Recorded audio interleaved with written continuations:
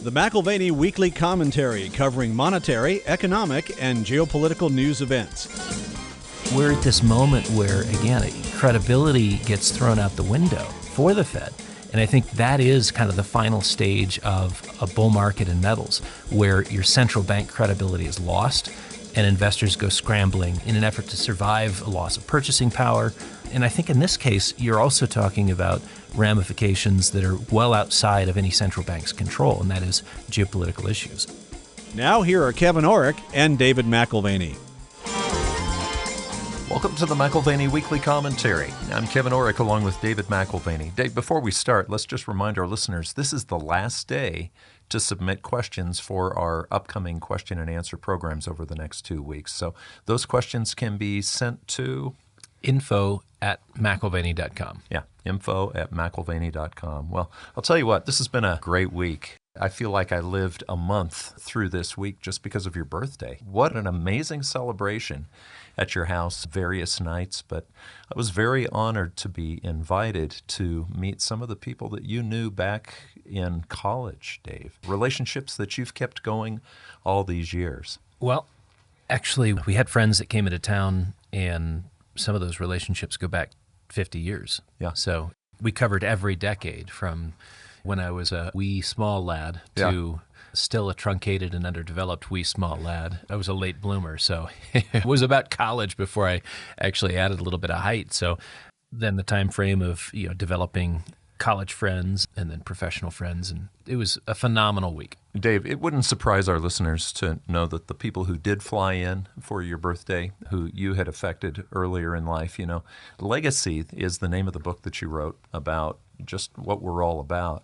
And I listened to your friends. Some of them I had heard about, but I had never met. And I listened to them each saying, hey, this is how you affected my life. And it was very poignant because I realized there's just been a lot to you all the way back. And at the end of the evening with these friends who had known you, well, one of them had known you since you were a child. He's a professional musician. And he pulled a guitar off the wall, very impromptu. He took the first 2 minutes to tune a very out-of-tune guitar. So it was very impromptu. But what he did was amazing to me. He sang the various stories that people had told throughout the night at the dinner table.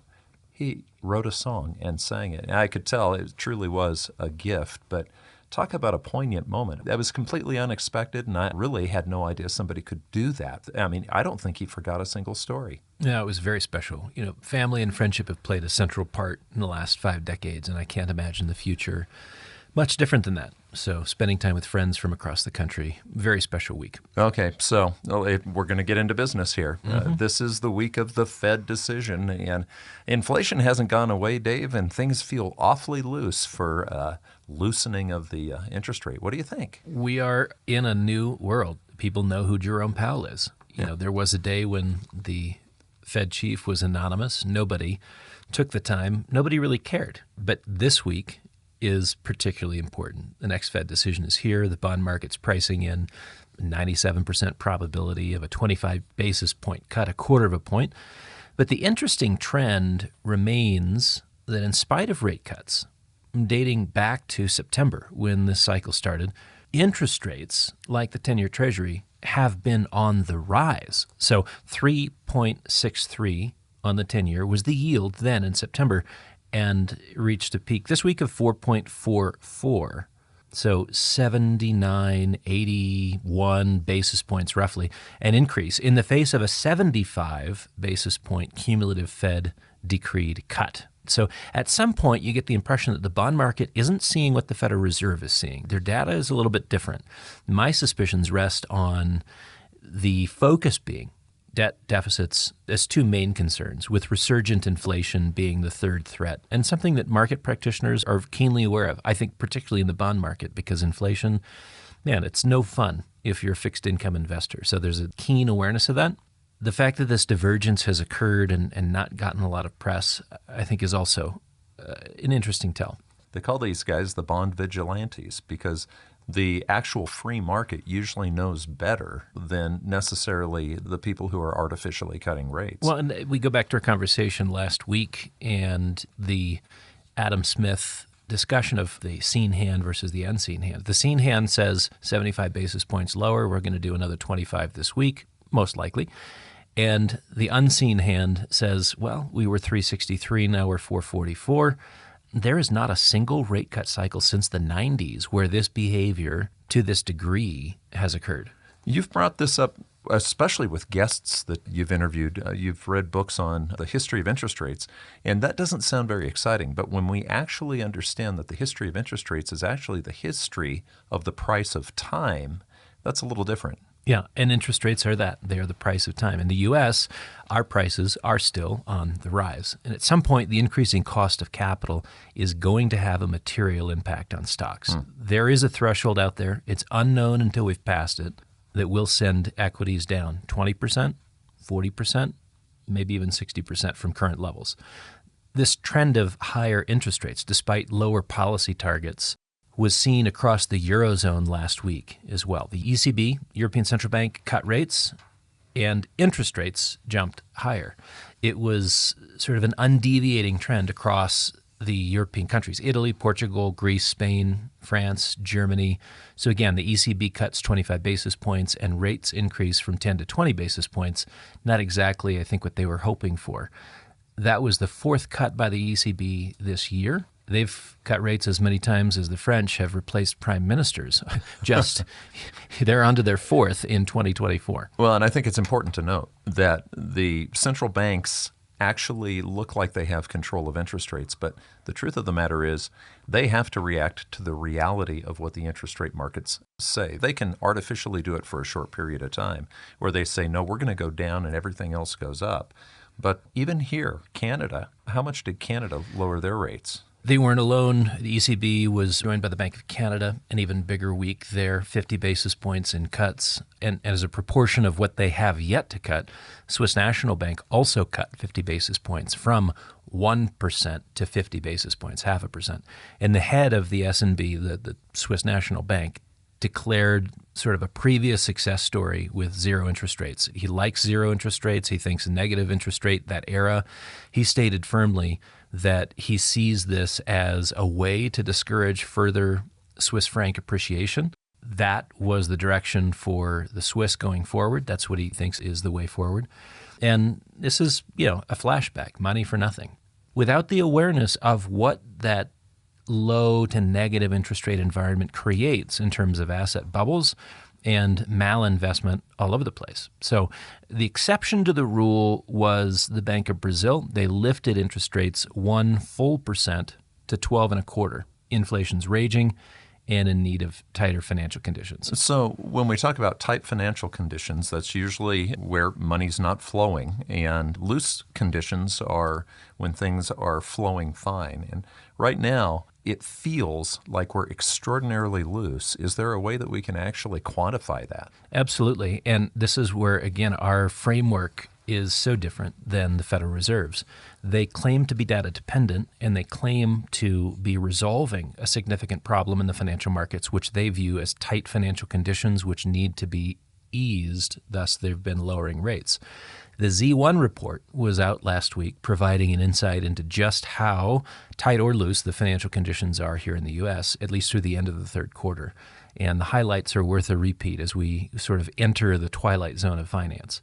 The financial sector expanded $4.25 trillion during the third quarter to a record $144 trillion, significant increase in a single quarter. Debt securities increased $1.235 trillion for the quarter. And for the last 12 months now, debt securities have increased $3.34 trillion. That's a record in total. It's at $61.46 trillion. The previous peak expansion was going back to 2007. So again, just keep some of these numbers in mind as a relative comparison. If the last quarter was 4.25, the previous expansion for the full year in 2007 was growth in debt securities reaching 2.56 trillion. So 2.56 in a year versus 4.25 in one single quarter. So wow. 30% beyond the previous record. So, our question, why would you lower rates in this environment, Corporate credit issuance, corporate bond issuance was $466 billion for the quarter. Not exactly loose financial conditions. You look at corporate credit spreads and you see that this is an incredibly accommodating environment if you're a corporate borrower. Equities inflated $5.8 trillion in Q3, another part of the Z1 report. 1 year growth of $21 trillion, just over $21.1 trillion. And for comparison, the pre-2008 expansion, and this is again going back to a full year number, $4.38 trillion for the year. So the scale is parabolic growth, 35% more than that in just a quarter, or nearly 5 times if you're doing a year-by-year comparison, 5 times the increase in equity or stock market inflation. Doug's count on equities to GDP, he's casting a wider net over more listed U.S. companies, and he marks the equities to GDP at 312 versus the previous cycle peaks in the third quarter of 2007 at 187 and the first quarter of 2000 at 210. Again, I'm rushing through the numbers, but equity market cap to GDP, 312% at the end of the quarter, this most recent one.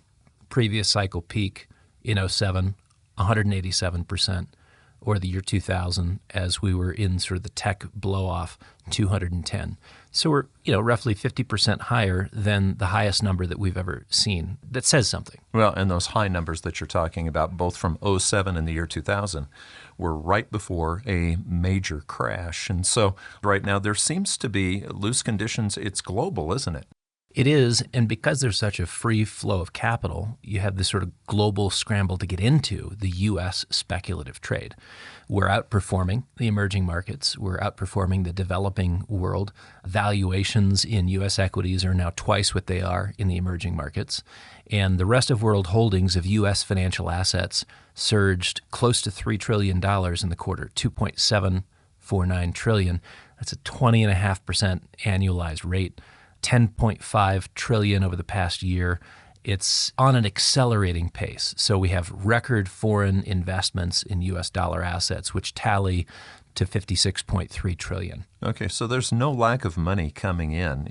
Oftentimes I'll hear about household net worth increasing, and I'll think, well, why is that a dangerous thing? What's the matter with that? But what you point out when we look at household net worth, if household net worth is extremely high, but GDP growth doesn't match that, what you're saying is there's a certain amount of productivity that has to justify household net worth. Am I right on that? Yeah, my nephew and his wife are in town, and we were up at the mountain this weekend skiing, and they're new to the sport. So I was explaining body balance and positioning and how your shoulders and your knees and your toes need to be sort of in line. And if you're leaning out too far, it creates some instability. And that's exactly what we see, is just getting out too much over the end of the skis in the financial markets. And Doug's the first to observe, no mystery right now why we have an economic boom. We got household net worth inflated by $4.76 trillion for the quarter, $17.25 trillion over a 12-month period. We're at a new record in terms of household net worth, $168.8 trillion. A $4 trillion increase was what we saw back in 1999. That was the annual record, $4 trillion. Now we've got 4.725. I mean, that's just amazing. Again, that was a year before a collapse. Yeah, the pre-global financial crisis annual record, 6.87 trillion.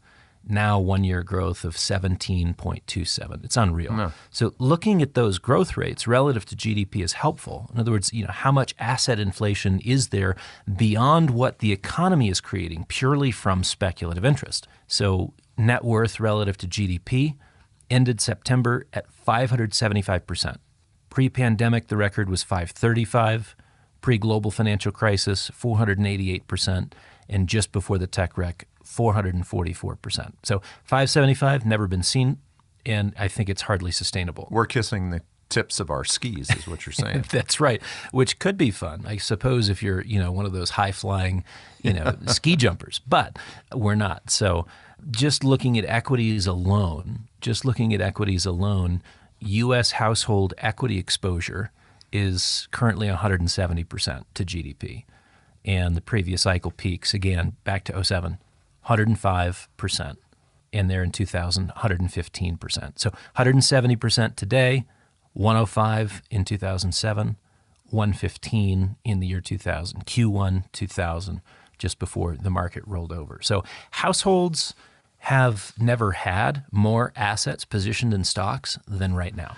Last week, you brought something up, and we were repeating what Morgan had shared, that if you had a room full of executives and you asked them if they were buying or selling their stocks, as a whole, the executives were selling 90% or more to the 10% that they were buying, or the 5%, or we talked about December.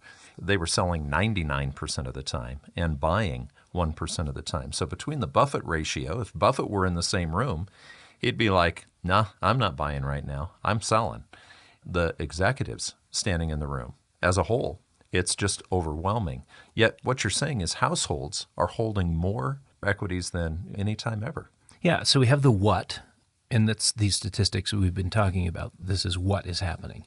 Who is doing it is equally important, right. And why becomes FOMO. The answer to why are they buying now, it's the fear of missing out. So who is doing it? This is where we come to insider selling being between 90 and 99% of all insider activity. We covered that last week, but just to let that sink in a bit, for the insiders, the corporate executives who get to look at their own books and get to make decisions about their own balance sheets, of all the activity from insiders, 90 to 99% is liquidations. So that's the who, because we know there is a lot of buying, but it's the retail investor. Buffett's cash position, the largest as a percentage of Berkshire assets in history.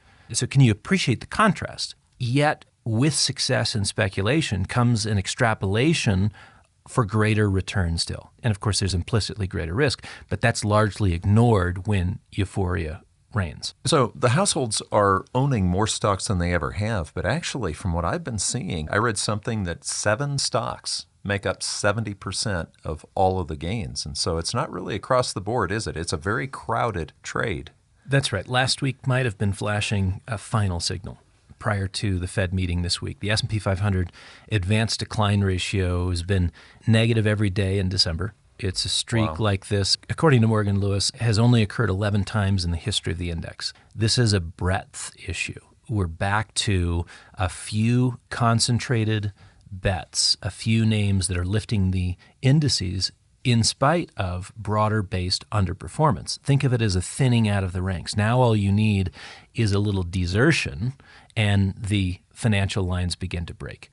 So while the S&P 500 index is moving higher, the percentage of stocks, just these are some of the technical indicators that we look at, the percentage of stocks over their 50-day moving average has gone from 80% over the 50-day moving average to the mid-40s. So deterioration's already occurred.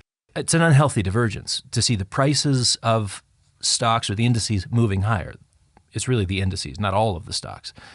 Again, this is just supporting the weak breadth readings. Percentage trading over their 200-day moving average was 80% in October, and it's quickly closing in on 60%.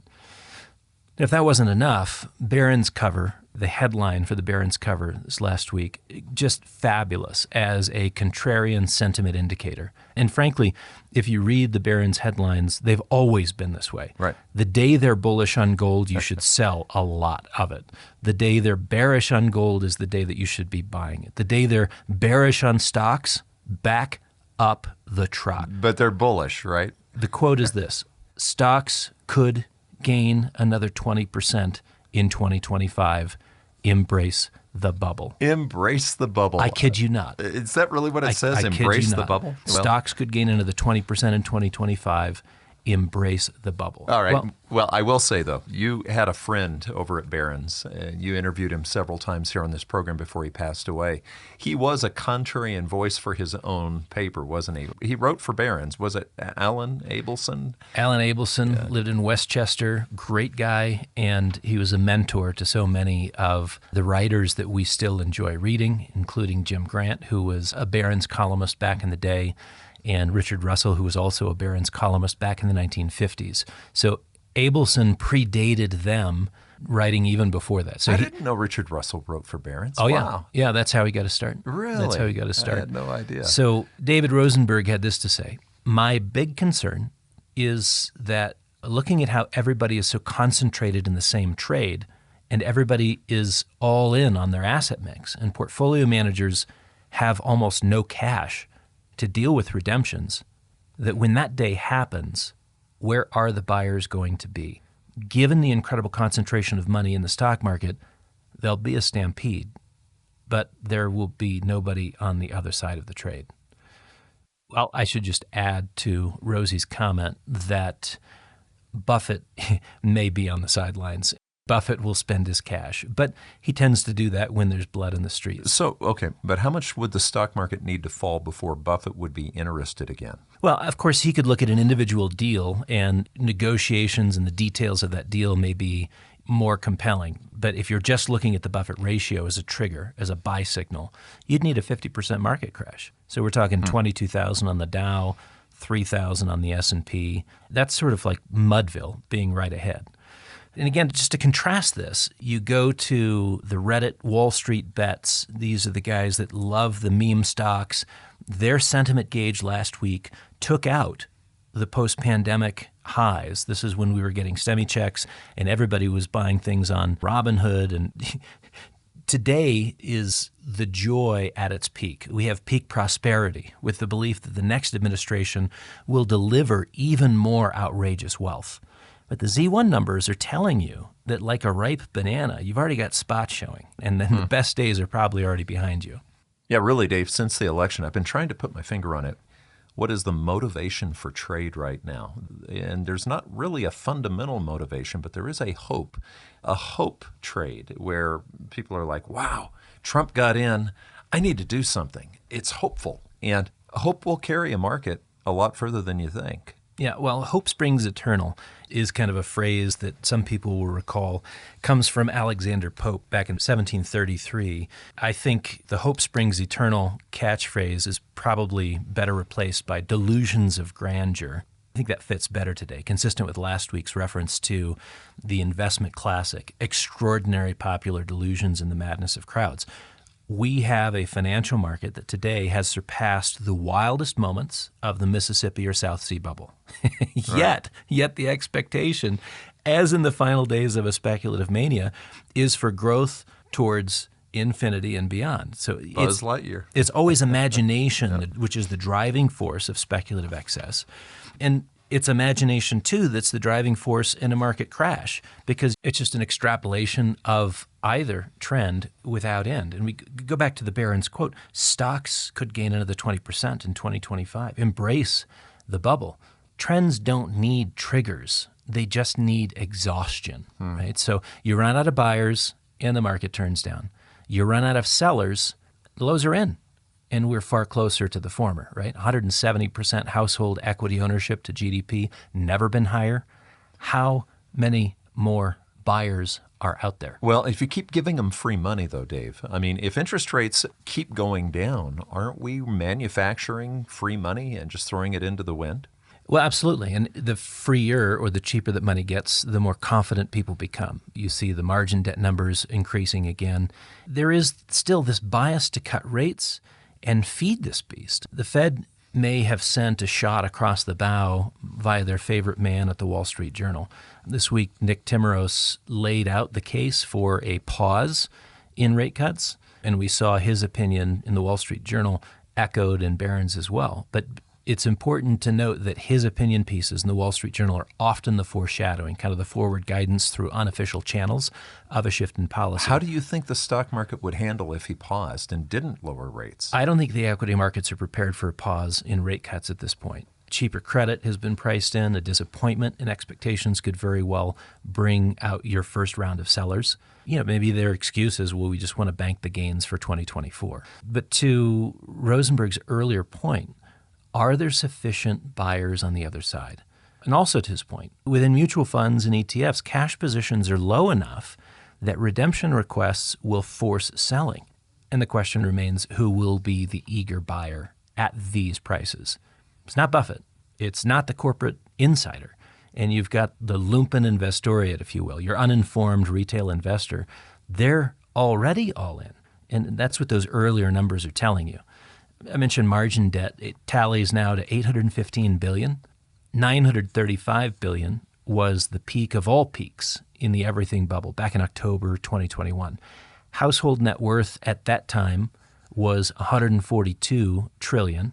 Now we're at 168. Wow. Right? So, and all I can think about, again, I'm going to just picture this. Okay, you've got this room full of executives who say, look, I've been selling my stock. And then you've got Buffett who says, look, I've been selling my stock. Then you've got the actual index, the S&P 500, where declines have led the advances all month long in December. Isn't that what you said? that's exactly right. So what you have is households holding the bag. When you talk about who will buy, they're holding a very, very expensive bag of stocks right now. Why will they buy? That's the fear of missing out. It's an emotional function that has people doing the opposite of sort of the classic buy low, sell high, not the way it happens in the real world. So the Dow's been going down. So the NASDAQ, that's been putting in new highs. Sure. Prior to today, we were off 1,300 points from the Dow's peak in early December. The NASDAQ 100, those are the indices which are putting in new highs, Friday of last week. You do have select sectors that are outperforming, kind of in line with our earlier comments on breadth. But broadly speaking, it looks to me like the market doesn't need much of an excuse to hit the exits. So maybe Powell provides the motivation. Is it a pause this week and sort of the forward guidance of a cut in February? We do have inflation, which showed up in the most recent PPI. Core CPI readings suggest the battle's not over. Same with the PCE, which the Fed likes to look at as well. Nothing crazy in terms of those inflation statistics.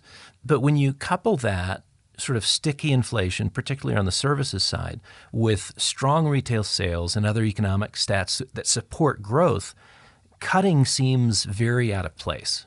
Well, now let's look at China, because China, there was a lot of talk about Chinese stimulus, just throwing a bunch of credit into the market. And where is it? Yeah, they released data in recent days, no positive movement for the past month. The last week's stimulus promises we mentioned in the previous show, they didn't give any details. They didn't reveal the big guns. And so the announcement was pretty much a dud. They had a day of gains in the Chinese equity markets. All gains were reversed by the end of the week. And it raises a couple of questions for me, because to me, the big questions are, first of all, why did they not pre-announce their most recent round of military activity in the South China Sea? And it was, again, sort of balancing out just the economic and the financial market statistics. They got quiet all of a sudden, and they usually do announce their military activity. They didn't do it this last week. So why are they not pre-announcing their military activity? And the second is, why are they holding back from specific stimulus commitments when the economy and Chinese confidence, they need a boost. They desperately need to get specific. So those aspects are ominous to me and suggestive that geopolitical events may be closer than anyone desires. So keeping the details of fiscal commitments seems like it's almost the ace up the sleeve, so that if they need to, they can respond to the Chinese public. I guess keeping those details out makes sense if you're not sure how the Chinese public or the world responds to greater military muscularity. I remember 1989, before Saddam Hussein had Iraq invade Kuwait, there were 4 major buys of gold in the Middle East through Saudi Arabia. They were preparing for war, and you could actually see it in the gold markets. So that was back in the day, Dave, when you could call and talk to somebody on the trading floor in New York and say, what just happened? Who's buying? And 4 times, I remember, Saudi Arabia was a big buyer of gold. Now, the Chinese, they've restarted their big buys. Yeah, they're back in the market for November, 160,000 ounces. That's after 6 months of silence. And Bloomberg reports that they had 18 months of consecutive stockpiling up until April. And then we get a little weakness in price. Maybe that brought them back in there in the month of November. Of course, they don't always report their purchases in real time, but their new official total is 72.96 million ounces.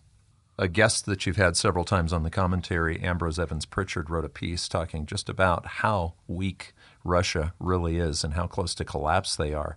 That doesn't always bode good. I mean, we've got Assad who's left Syria, And you've got other elements coming into Syria right now. Russian weakness, Russia still has some weapons that we don't want them to use. Well, Reuters added to our commentary last week on Russian weakness being exposed by the fall of Assad in Syria. Mm-hmm. What they added was that Xi Jinping's ambitions in the Middle East were also curtailed by the fall of the Syrian regime. So China too. Yeah. Just a year ago, Assad and his wife were treated to a 6-day visit to China. And Xi, at that time, promised Assad assistance in, he says, opposing external interference.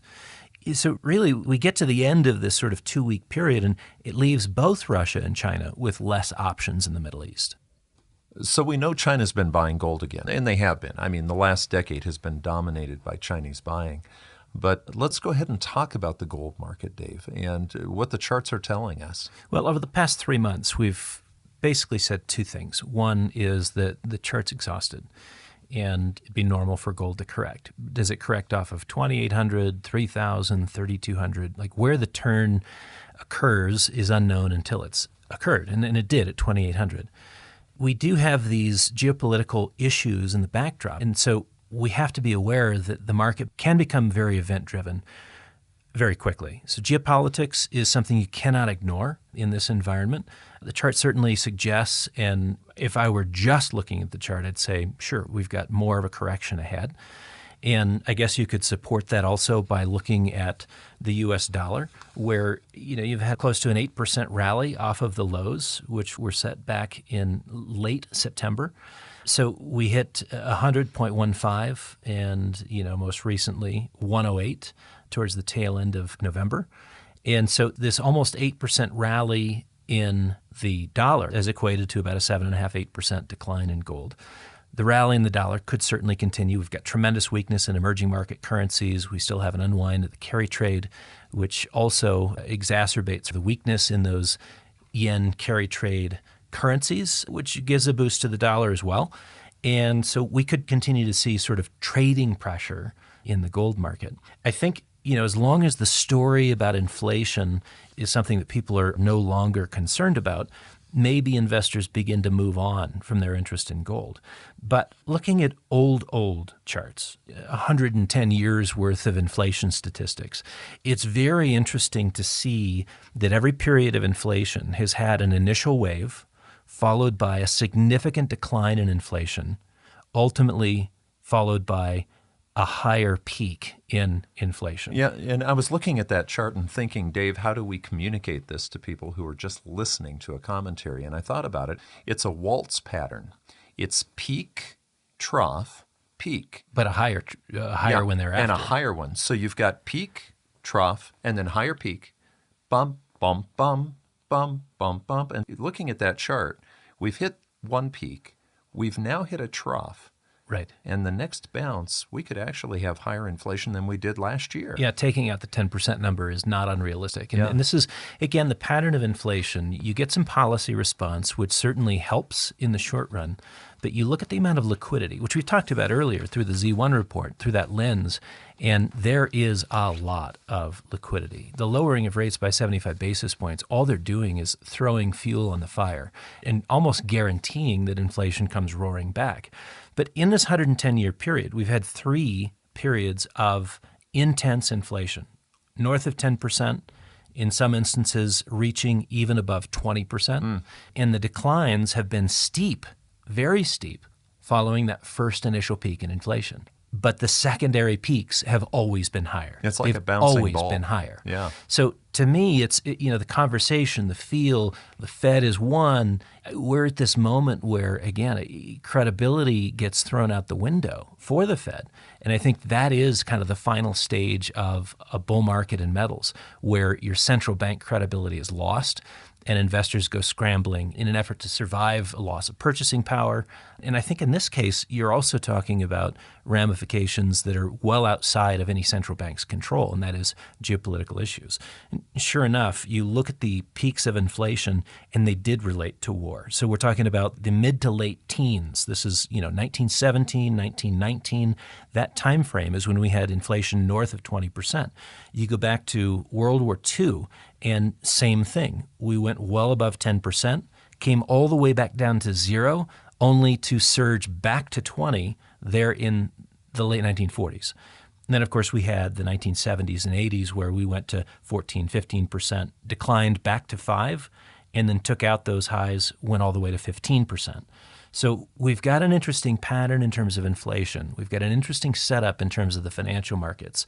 And we have a very interesting setup in terms of geopolitics. So I don't think this is a period of time where you would want to be lightening up on your metals position. In fact, I'd take the lead of the Chinese central bank here. If we get any weakness in price, I would be adding to positions. You've been listening to the McAlvany Weekly Commentary, and don't forget, you've got one more day to send us questions for the question and answer program that's coming up, or programs that are coming up over the next couple of weeks. And you can find us at McAlvany.com, McAlvany.com. And you can call us at 800-525-9556. This has been the McAlvany Weekly Commentary. The views expressed should not be considered to be a solicitation or a recommendation for your investment portfolio. You should consult a professional financial advisor to assess your suitability for risk and investment. Join us again next week for a new edition of the McAlvany Weekly Commentary.